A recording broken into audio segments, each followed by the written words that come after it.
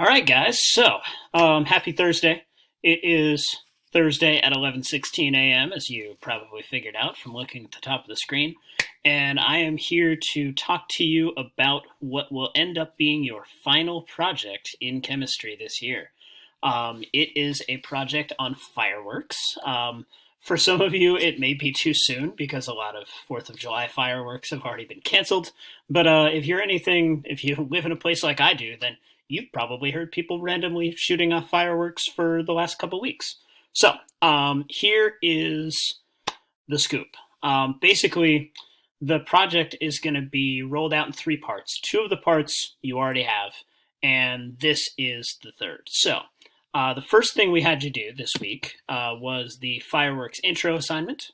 That is just a little background on the chemistry of fireworks, the types of compounds that come together to make certain colors of fireworks, and how they actually detonate. That's going to be very valuable background information to help you with this project.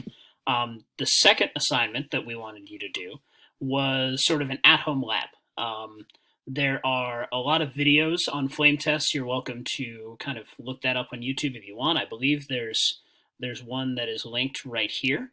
And this is basically a lab that we might do in the lab, but obviously we're doing an at-home version here with some videos and some visuals to help you out.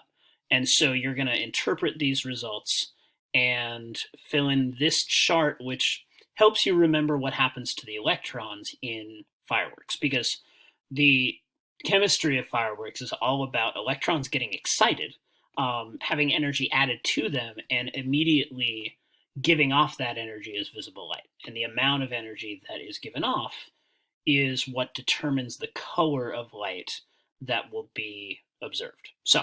Once you finish with those two, I'll go back to the original document here. You are going to start putting together a presentation. And the premise here is that you are the director of the greatest fireworks company on earth, and you are being asked to put in a bid for the semi-quincentennial, and I looked up that word and it's legit, the 250th anniversary of the United States that's coming up in just 6 years. And so your job is to sell yourself and your knowledge of fireworks to the federal government to be able to get a contract, which will be very lucrative, which will pretty much make your career, to be able to do this fireworks display. What you're going to do, they want diversity, they want a really great show, and so you're going to have to talk about the compounds or metal ions that are going to make at least 5 colors in your display. In your research, you probably figured out that it's the metal ions that are attached to these compounds, the thing that you see first in the formula, that make the colors. And ideally, those colors are going to be complementary. And at least one of those colors should be produced by a combination of compounds. For example, pink fireworks aren't just made by one compound, they're actually made by a combination. And so you're going to need to figure out kind of how that works. And then the best, biggest fireworks displays always have like special shapes. I actually attached a video here that shows you a bunch of cool shapes. And so I want you to come up with a specific shape that you think would be cool that includes at least 3 colors. And then tell me how you're going to detonate the fireworks, and also talk about and give me some visuals that help us understand what your display is going to look like. And finally, this is actually mine, so if you don't like it, sorry. I'm a little obsessed with music, and I like to have a soundtrack for everything, so I want you to come up with 3 school-appropriate songs that will accompany your display with reasons for each.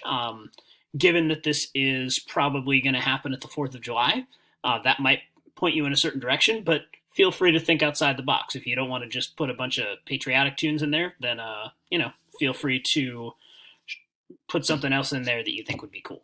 And this is an important disclaimer.